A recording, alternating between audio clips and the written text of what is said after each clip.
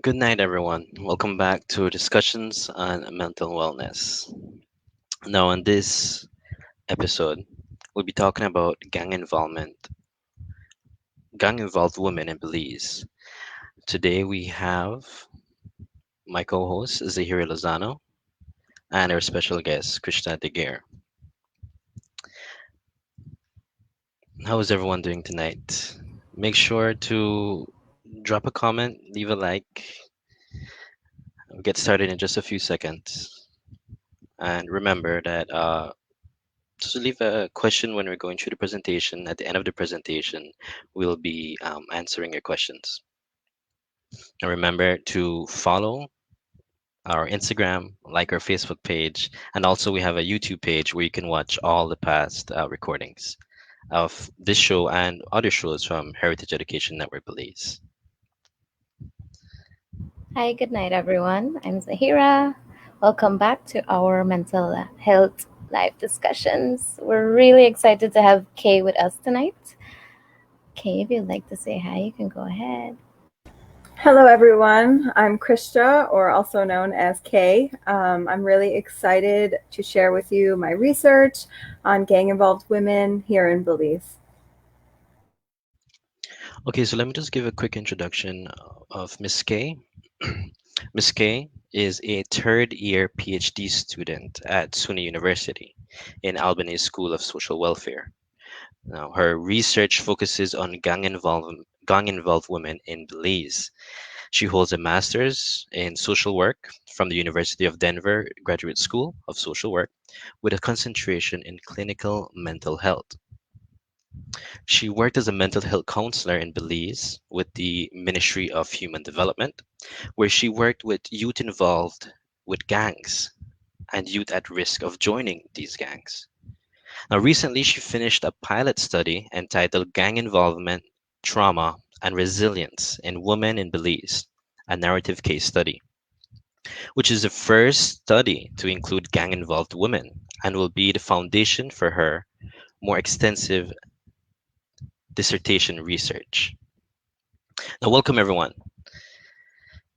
I think we can get started with the presentation.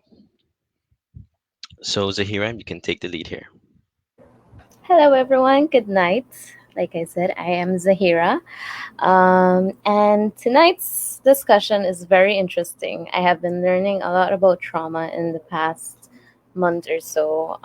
You hear the word, but you don't realize what it really is until you do some very intense research. And Kay will be able to tell you a lot more about that. But when we think trauma, we think events, situations, conflict, fear, trouble. So let's begin. What is trauma? Trauma is not an event or a situation. Trauma is actually the effect that is caused by an unexpected or an unpredicted situation. It can be a series of events or a single event or just a set of circumstances that an individual perceives as harmful or dangerous or threatening to them and their life. It has the power to affect every part of our being. And these include things like affecting our physical, our spiritual, our social being, our behavior, and all mental aspects of our being, really. And it takes a very big toll on our brain as well. It alters our brain, it rewires it and changes it. And you guys know I like to talk about the biological or the neurological aspect of all the topics that we discuss. So let's explain a bit about how trauma affects our brain. Um, it affects mainly, but not limited to, these three important parts of our brain, being the amygdala, the prefrontal cortex, and the hippocampus. So, what do these parts of our brain do, and why is it so important to take care of ourselves and to care for ourselves after a trauma? Well, to begin with, the amygdala is the little like center in your squishy jello, I like to call your brain. Um, it's a that point that serves kind of like an alarm. It detects and reacts to our environment and the danger in our environment. So, say for example, I mean, women can relate to this. You're walking alone down the street on a night, late at night, and someone's approaching from a corner, and you see it's a, I don't know, like a big male figure. And you're all by yourself at night walking. Something in your brain starts to kind of, that little alarm starts to go off. That's your amygdala at work, reading the situation, being like, hey, this can potentially be a dangerous situation for us. It, as you can see, it regulates emotion, which also is in link with detecting if we're in danger or not. But when we go through a trauma, and when something happens, when we perceive something that affects us, such as trauma, our amygdala becomes hypersensitive. So your alarm starts to go off during situations that aren't really dangerous, that might mimic a similar environment to the one you were in when you went through a trauma. And even though you are completely safe, that little alarm is hypersensitive. So any small trigger can make it go off. And this then works with our prefrontal cortex. Because what does our prefrontal cortex do? Very quick tip and fun fact. Our prefrontal cortex is the last part of our brain that has, no, not the last, I'm sorry. I should phrase that better. It's the part of our brain that has most recently evolved a lot more. It's a part of our brain that now controls something that we call executive functioning. It regulates things like, it's very big and important for planning, for reading the room, for short-term memory. It's complex and it helps with very complex cognitive behaviors. It helps us with our personality. It is such a big part of our day-to-day use of our brain. So if your amygdala, your alarm in your brain, it's dinging, it's going off, it's hypersensitive, then your prefrontal cortex, which is like in the front part of your brain, starts to also lose its mind. It starts to say like, hey, what's going on? Why are you alarming me of a dangerous situation? And because of the same trauma, you are unable to read the room properly. You're unable to use executive functioning in the proper way because of this false alarm. So in a way, you can kind of say it controls the amygdala, but they work together. And then that brings us to the hippocampus. It is important for learning and memory. Now, if you went through a traumatic experience, and it doesn't necessarily have to be, we'll get to that too, the types of trauma, but it doesn't necessarily have to be something as terrible as witnessing a parent or a sibling be murdered. It doesn't have to be rape. Again, trauma, it's very important to understand that trauma is the effect of something that a person has perceived as a threat and a danger to their life. And so the hippocampus learns of these intense feelings that we're feeling, these intense feelings that were caused by a situation, and it records it and it remembers. And then it works with the amygdala and prefrontal cortex in the future when there's false alarms of a similar situation that triggers this entire wave of activity happening in your brain. Your brain is affected at an organic level. It's no longer only emotions. There is something happening, a rewiring in your brain that has happened, and now you need help to learn how to unlearn, or to learn what these triggers are, what your body is telling you, to learn how your body reacts and control it. So if we go to the next slide, we'll see that there's different types of trauma, and we're going to explain two of them. The first one being type 1, or the big T trauma, which is single situations, a one-time occurrence that was unexpected, unpredicted. For example, we have here violent assault, mugging or robbery, a road accident, being witness to extreme violence, or the death of a loved one. And then we have type 2 trauma, which are the more complex types of trauma. So these, as you can see here, it is pretty simple. Kay did an excellent job at summarizing it for us, but it's a bit of a more recurrent type of thing. Not a single situation or a single event. It's something that has happened, experiences during our childhood that have repeated itself. So physical abuse, domestic abuse, sexual abuse, discrimination, and abandonment. That's a different type of trauma that occurs. Neither or can cause worse symptoms, because it really depends on each person and the way that they perceive the situation.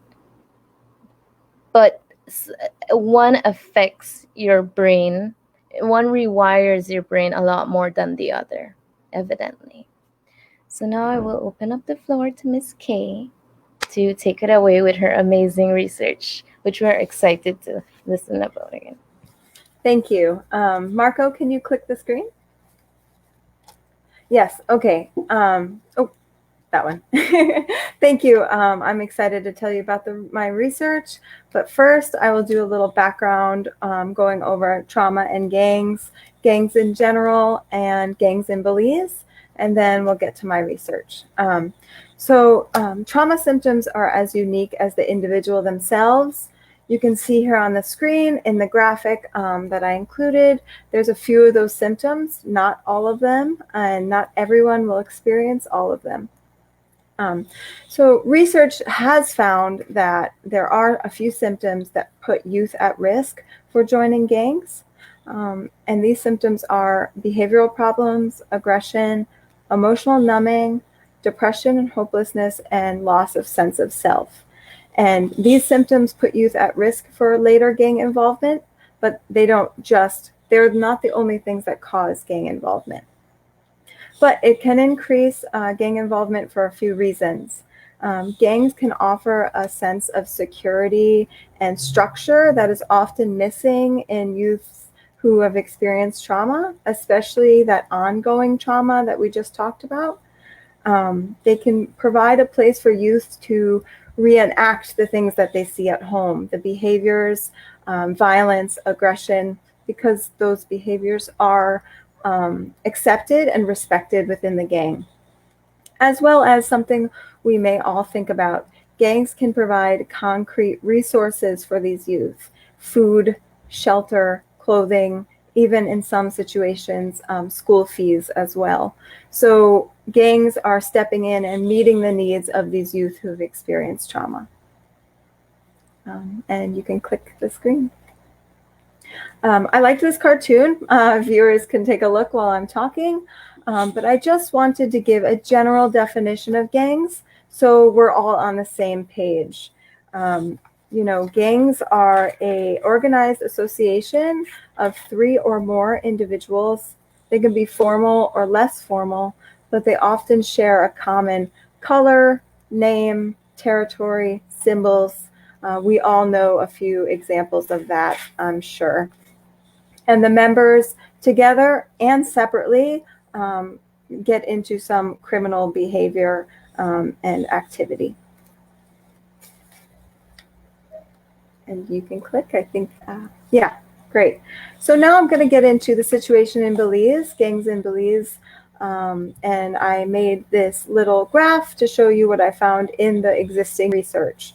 So in 2017, IDB found that over 3/4 of the homicides were classified as gang-related homicides.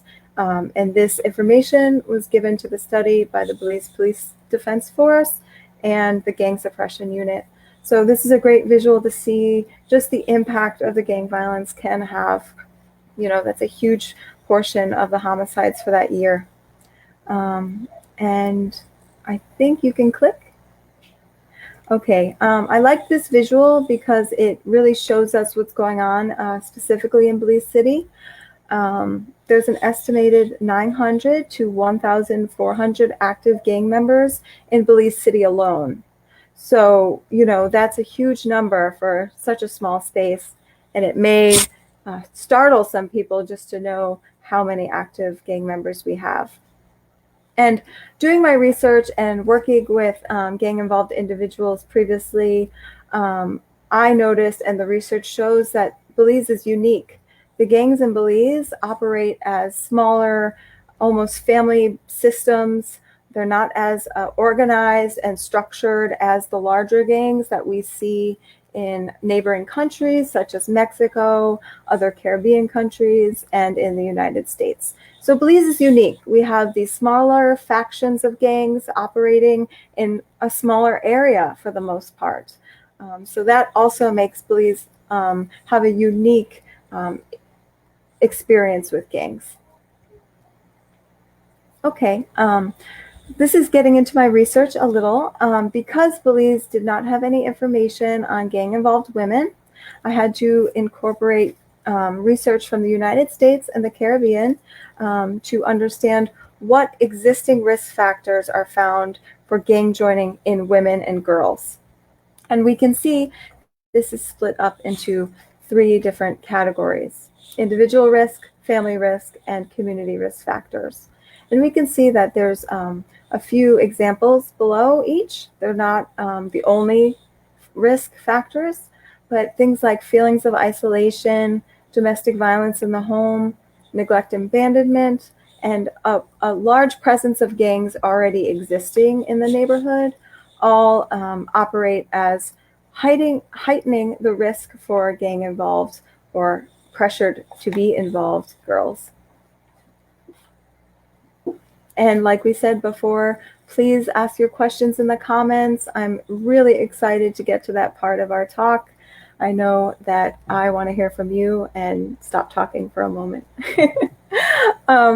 So going on to my research, like I said, gang-involved research in Belize is growing, except for with women. Women have been excluded from the current gang research, and this is the first study to exclusively focus on the experience of women in these gangs. And this comes from my professional knowledge of working with girls who were involved with gangs in Belize and women involved with gangs. So I knew they were out there, and I saw that they weren't in the research. So I really wanted to dedicate my PhD work to beginning to shine a light on this population that really deserves some attention and some support. Okay, so we can hypothesize. We know that gang involvement and activity is rising in Belize. So with this, we can hypothesize that there are more women also becoming involved with gangs. And From that, we can hypothesize that women play an essential and individual role within these gangs. They play a part that the men may not, that is unique to them. So that's where I was coming from starting this research project. And I really wanted to focus on the mental health piece of it, just from my experience as a counselor. So this research included the life histories of the women from before, during, and after gang involvement. And this talk today, we're going to focus on what was found before gang involvement that these women say pushed them towards the gangs. So this connects back to the idea that we spoke about at the beginning of how trauma can affect individuals. So if you want to click back to the other page, yes, perfect. So I'll be getting to the participants soon. So I used in-depth interviewing, life story interviewing of 4 different women who came in for 4 different interviews. So each woman was interviewed 4 times, and they brought me through their life story and experiences involving gangs. And I used a trauma-informed narrative lens, which just means the women were in charge of their story. They got to tell what they wanted and how they wanted it. I would ask very general questions like, tell me about your experiences at home before your gang, before gang joining, and they got to tell me in their own words what their experiences were. And this creates a safe environment, a non-judgmental environment where the women can feel free to express themselves in whatever way they feel comfortable. This project, the study, also incorporated creative projects with, you'll see later, creative art projects. And this is just a way for the participants to express their story non-verbally. And research shows that in populations that face stigma and discrimination, that nonverbal ways of expression can lead to new insights for them and give them another way of expressing their story. So I really wanted to incorporate that. Just like the interviews, these art projects were completely up to the participants. They got to decide what art supplies they wanted to use, what they depicted in their art, and how they did it. So going on to the participants, as you can see on this screen, I had 4 different women. They were all over an age range. They were from 18 to their mid-40s, which is really good because I got a big span of life stages of different experiences in the gangs. It was really just full of rich information. So having that all different age groups was really great. There was 3 different factions of the Bloods, which is indicative to that slide I had in Belize City that shows you all these different groups of Bloods and Crips. So in my research, I had George Street Gaza, PIV, and Gales Point Bloods. You know, they're all Bloods, but they're all completely different because they're their own small faction. And all these women have already successfully left the gang.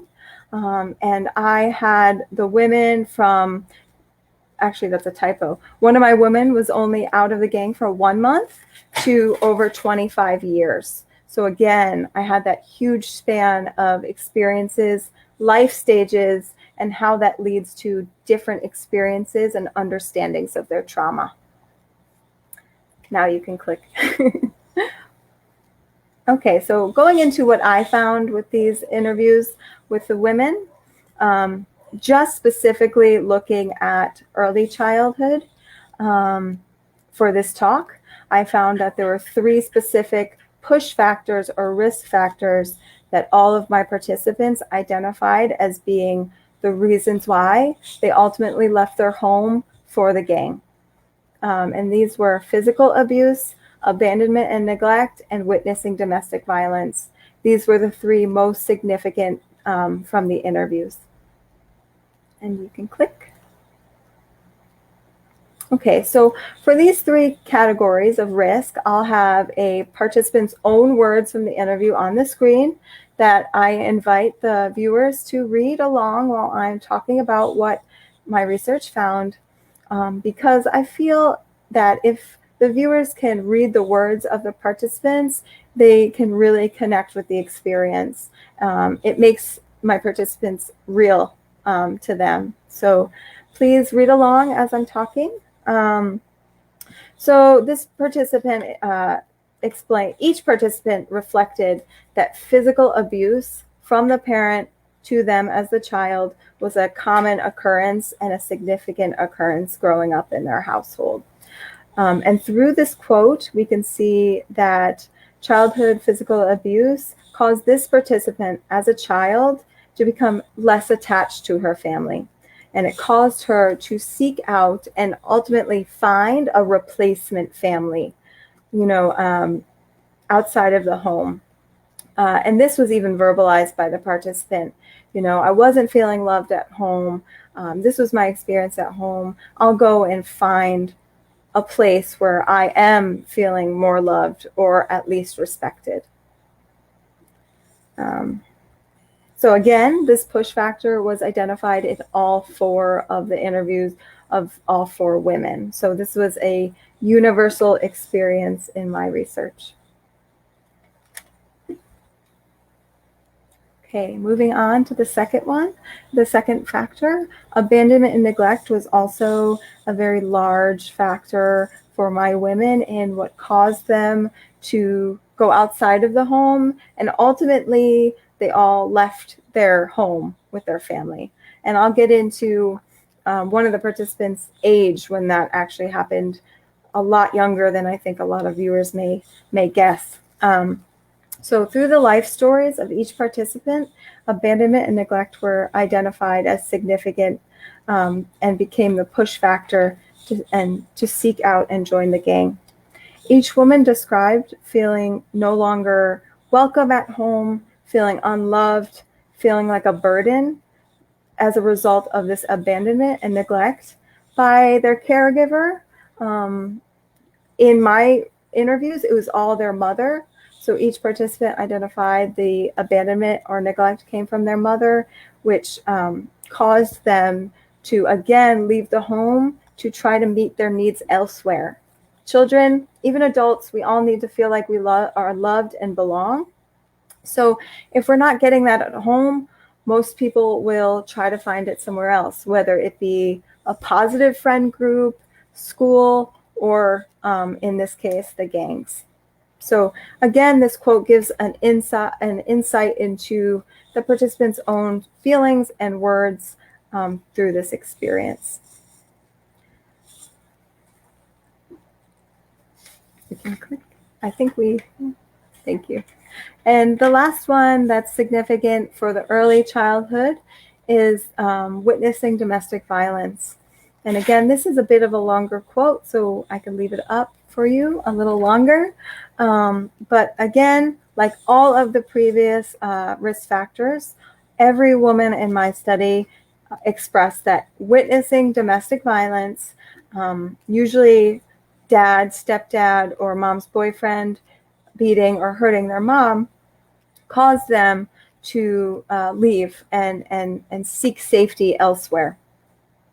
It caused my participants, the women, to disconnect and separate from their families, even at a very young age. And this is where I'm going to get into the ages. This participant left their home because of all of the situations we just spoke about at 10 years old. So at 10 years old, this participant decided, hey, my needs are not being met here. I'm going to go find it somewhere else. And that led her to gang joining at 10 years old. The oldest participant I had that joined the gang at 14. So we're talking very young preteens or very young teens, where most people might think, they're too young to get involved in that. So pretty significant to cause a young child to seek their needs outside of the home. And we can see with this age, that would make them more vulnerable. to the gangs and all the positives that come at first with gang and joining. I think we're good with this one. Okay, so getting into the creative projects, this is the part that I'm also very excited with. I wanted to include them because they're significant to the participants.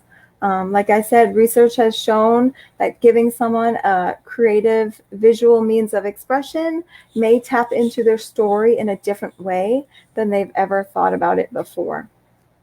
So this participant, I'll give you a little insight into her painting.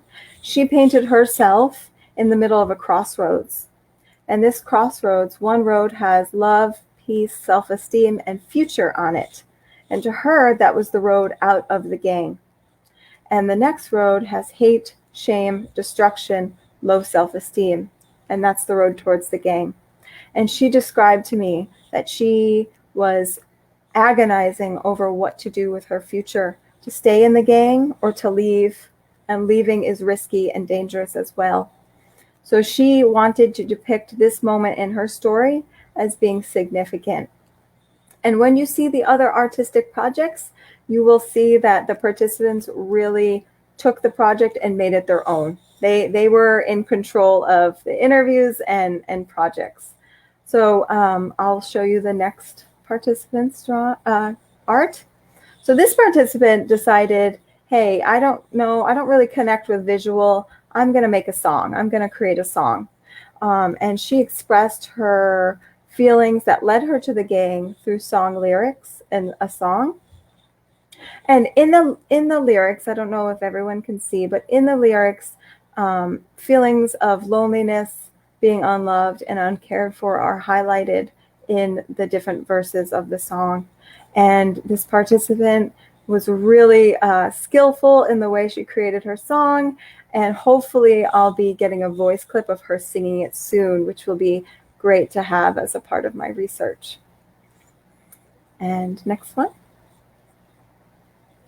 Okay, so again, this is a third example of how each participant took this project, this creative experience, and made it their own. This participant outlined her entire timeline of deciding to join the gang to activities within the gang. We could see fighting, police officer, to her reflecting on herself, and she literally drew turning around. So I was really impressed by the creative artistic process that they all went through and how much they appreciated it as well. Okay, and I just wanted to include the voice of the participant again because it's so important in my research and how they reflected on this creative project opportunity. This participant expresses that she was able to, for once, take the time and really think about the experiences that she had, everything she's been through to get to where she was today, which, as she expressed, as a child, she would have never dreamed of being where she is and as happy as she is and as successful as she is today.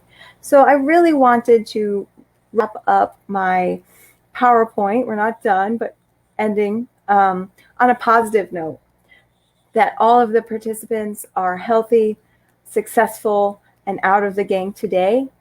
And highlight their strength. So I felt like this quote was a great opportunity to do that in her own words.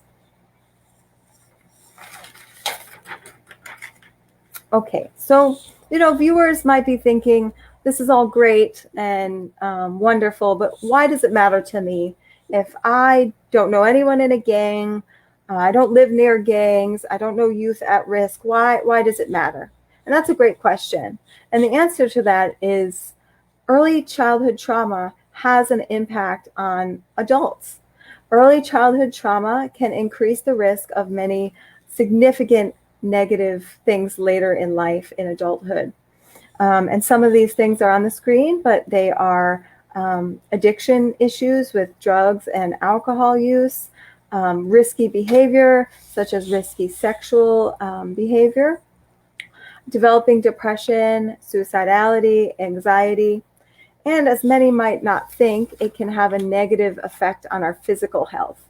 Early childhood trauma can increase the risk for later development of heart disease, diabetes, and stroke in adulthood.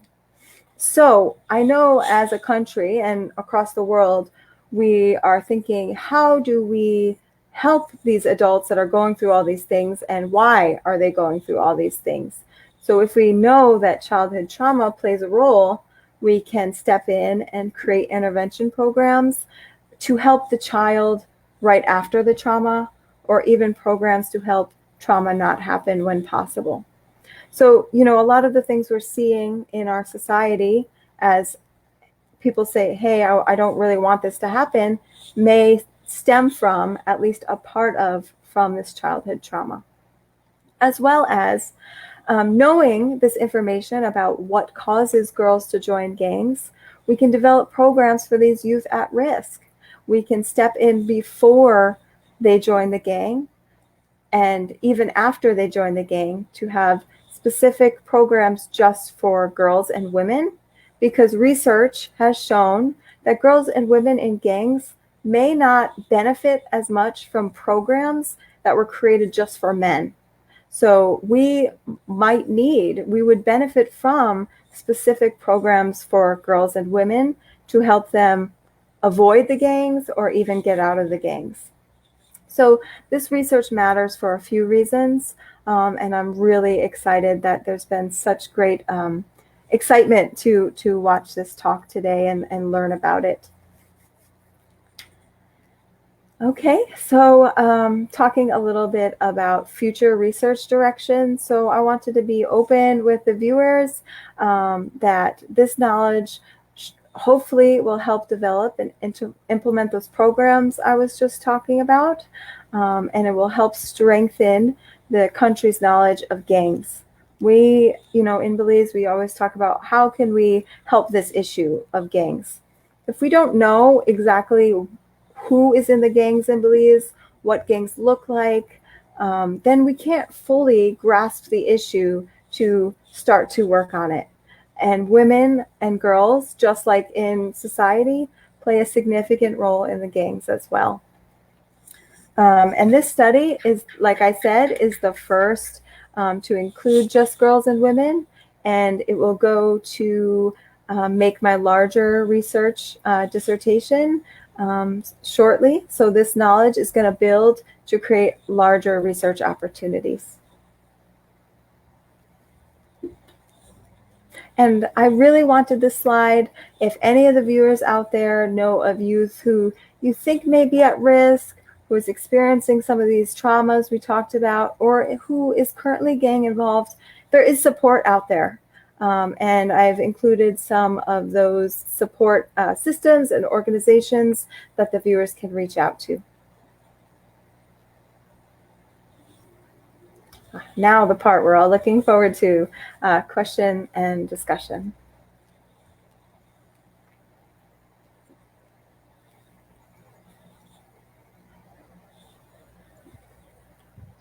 Thank you for that amazing presentation, Ms. Kay.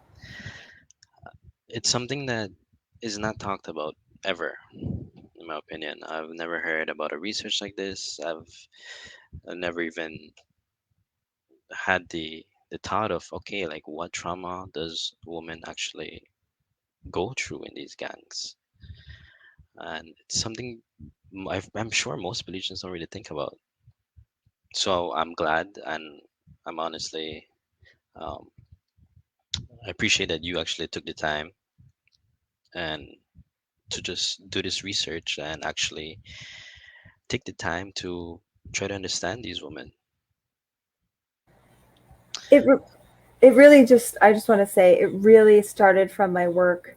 All of it, all the credit goes to the amazing girls and women I've worked with. I would see all their strength and struggles and experiences, and then I went to check the research and it wasn't there. And I wasn't seeing these programs just for girls and women. So it's all because of them and their strength that I can do the research I do today. And I'm very excited that there seems to be interest in this topic. And like I said previously, this is just a small piece of the research I did. The research actually spans the whole entire life before, during, and after the gang. So this is just a little slice of what I've done. I think I see we have some questions, Marco. Yes, so we have our first question here. Miss Clara Lee Arnold, she says, fantastic presentation. What resources are currently in place for a woman in Belize to seek help leaving a gang? So, women specifically, not much. They may be able to reach out to the women's department through the Ministry of Human Development. But the resources I listed are free of charge, really specific towards gangs, mental health in general. So those are the organizations that I would encourage people to reach out to first. And because this presentation will be available, viewers can go back and access that information. And thank you, Clara Lee.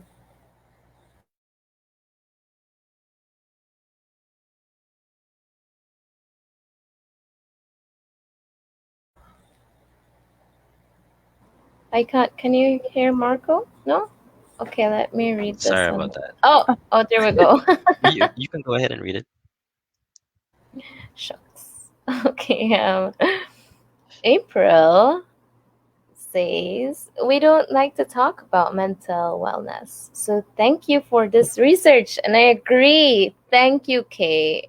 I think we all find it very interesting. And April and I, being women in particular, we appreciate that. I mean, something's being done for women. I resonated a lot with when you said that the approach for women would be different than the approach taken for men.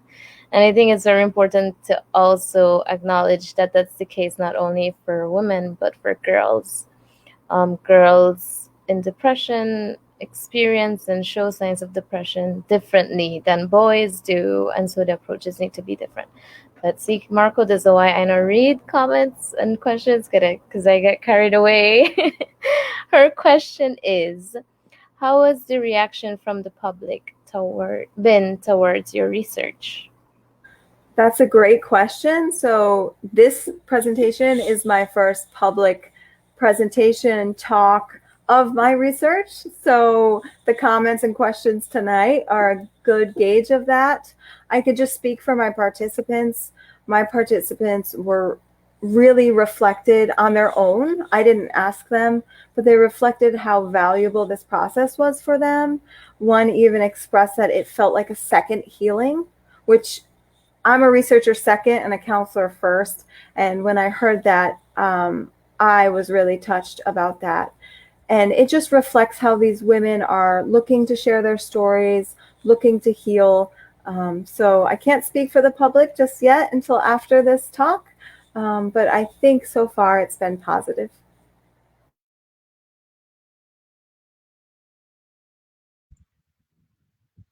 Okay, I do have a question myself. Um, while conducting this research, did you find like what was the main difficulties while you were conducting the research? So main difficulties conducting the research was just, the scheduling, making sure, people have their own lives. So just meeting them where they're at, ensuring confidentiality. If someone walked by the office I was working out of, having to pause the interview. But really, there wasn't much difficulty because my participants were just ready to share their story. I budget a lot of time in my process for trust building so I can make sure that they're sharing at a pace that's comfortable to them. And many of my participants were ready to dive in quicker than I expected. So really, they were open and wonderful in the process. So just logistics, but you find that with all research. Okay, perfect. Now, true, I'm reading the comments right now, and I noticed that the general thought of the audience is that this is groundbreaking. Um, it is not too much known that women are in gangs. And even myself, I didn't, like I said, it wasn't really in an active thought that I had that, oh, like, yeah, yeah, there are women in gangs and this and that. And excuse me, mostly hear about the men in gangs and men Mm-hmm. being killed and whatnot, but you don't really hear about women. And we have one more question here. Let's see. Now, Jamal's question is, can you share anything about the trauma profiles they may have experienced while in the gang? Were there any similarities or differences to trauma experience outside of the gangs? Yes. So one of the wonderful challenges of my research is I couldn't present everything today. Again, I explored all the trauma experience within the gang and the trauma of leaving the gang and experiences after the gang. So it is there, and I could touch upon it if we have time. But what I'm hoping to do is I'm hoping to get my research out there and do more presentations. I'm hoping for organizations or individuals to say, hey, will you come and present? Because then I can have a chance to introduce all of the aspects of my research. Because it is so large, we'd be here for a number of hours. Um, but yes, so the trauma experienced within the gangs were gender based, different than the men, a lot of sexual violence, from rival gang members as well as fellow gang members. So the participants were experiencing, once they got into the gang, there's always a honeymoon phase where the gang will, sweet them up with gifts and privileges. And once that starts to wear off, all of the women, they found out, they realized that the trauma they're experiencing in the gang mimicked the trauma at home. And that was often pointed to as the reason for gang disengagement, starting the leaving process. They said, hey, I came to the gang to get away from trauma, and now I'm realizing I'm experiencing the same trauma. But for the trauma in the gang, gender based violence, sexual violence, their gender was used as a weapon against them.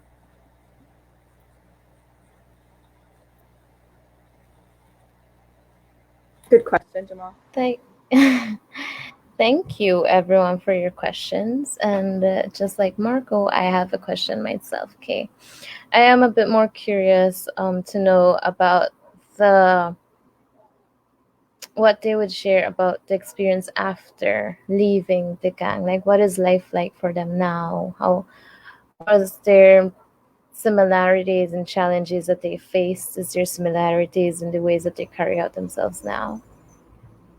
Absolutely. So I think leaving the gang and that experience was probably the most diverse compared to the topics, but all of them expressed having a mentor-like figure that helped them get out of the gang. For some, it was a religious-based figure. For others, maybe a school figures, and for just a other positive adult like a social worker that helped them transition out of the gang. Because as many people know or don't know, leaving the gang could be a significantly dangerous time. And most of my participants did experience physical retaliation. So they would have to survive a beating to then say you're out of the gang, threats on their life. But they decided that risk was worth what they could achieve in the future. And all of my participants are thriving. They were at different life stages. So some are in jobs, others are in school, they're mothers, they're community members, they're very strong women. And what my participants said, because there is a question I have for them, I said, what would you like outsiders, general people to know about gang involved women? And they just spoke on their experience of being discriminated against, being talked bad about because they're bad girls or bad women, and just realized that there's always something that leads these girls and women to join the gangs. we don't wake up one day and say, I want to put my life at risk for, this group that's extremely dangerous. I could die, I could get raped, I can be in prison. My participants want the general public to know that there's always something that causes this, that's negative inside the home or in their life. It's not just, I want to be bad, I don't want to listen to my parents. There's something bigger going on. And I wanted to stress that just because it is what a few of the greatest wishes of my participants is to use their stories to help other girls and women, and use their stories to help the public understand that nobody wants to be bad. We're just working with the best thing we can do in our situation. So I really wanted to end on that note of understanding for these participants and these women, just like we have understanding for everyone else. Thank you so much. It's beautiful. Thank you. Thank you. Okay, I think we have a one more question here from another one of our directors, Ms. Sylvia Bate. And she says, wonderful research, Kay. I remember Dr. Gale's report on male participation in violence coming out and having very little social impact. Can you speak on what your hope is for the application of your research to better the situation for gang-involved women? Absolutely. So yes, Gale's report, I really enjoyed reading it. And that's another aspect of what led me to pursue women. We have this big report on men and their experiences, and that's great. But we need to understand also our women to understand this full picture of what's going on. My hope is that this research will spark conversations, will spark more talks for me to go and talk about what I found, lead to future larger dissertation research, which is in the plans shortly coming up. And then, my commitment of working with these women in Belize, I want to be able, for my research, to help, like I said, develop and implement programs and develop and implement understanding of this population and their specific needs. So like I said, it's all for them. A lot of my women, and they're all women in the study, not girls anymore, but they said, we feel left out. There's programs that guys can go to, there's programs that men can go to. And even if we go, we don't feel like we're included in the conversation. So, that's another level of trauma, of disenfranchising this population. So getting the conversation started is the first step, future research, and hopefully program implementation. Thank you, Sylvia. Thank you, Sylvia. We have a few very nice comments as well. I'll take those. But there's one I would like to highlight right now, and I want to mention it because, okay, thanks, Marco. I was trying to do that. I appreciate Marco so much. Thank you for bringing that up, Marco. So, Miss Marina Stain says, excellent, so much new information. I was nationally certified and worked in jail health in US, but never knew gang culture was so prominent in Belize or at such a young age. I trust school counselors become a part of elementary and secondary schools for the social benefit of Belize and Belizeans. Crime affects everybody to a lesser or greater extent. Early intervention is critical for the social health disease. And I completely agree with Ms. Marina and would like to make mention of, I just remembered, to be honest, I know a few counselors I know to do an excellent job, the ones that I know at least, and I know that they try to be as prepared and as educated as they can on these different topics, especially because, gang culture also affects children. And there is going to be, let me find it, I opened it here, an event from Mind and Body Wellness on responding to child traumatic stress. And it's open to teachers and I think the public. There is a fee that you would have to pay, but teachers get a discount. So teachers take advantage of this event to learn about trauma and to learn on how to assist children in the classroom even better. Thank you. That's what I wanted to kind of just shine a light on, because it's true for many of these children, a teacher or a counselor is first aid for them. Yes, and my research did touch upon school experiences that I didn't get to today in this presentation, but definitely feeling disenfranchised at school, feeling like teachers didn't understand what was going on at home. So that's definitely something that training would be great for teachers. And great comment, excellent comment. So thank you for that. I should probably make mention, I'm still very nervous, that the event will be held on Wednesday, July 28th of at 8 from 8 a.m. to 5 p.m. I think you can check out the Mind Health Connect webpage. It should be there. One of the coordinators of the group is participating, but it will be held at the Best Western Plus Belize Biltmore Plaza. So if you get a chance, please check it out. I think it's very valuable to many teachers and people out there. And many of these guest speakers are amazing. I have met a few, and I am very excited. It's something great for our community. Okay, awesome. So I don't see any more questions coming in.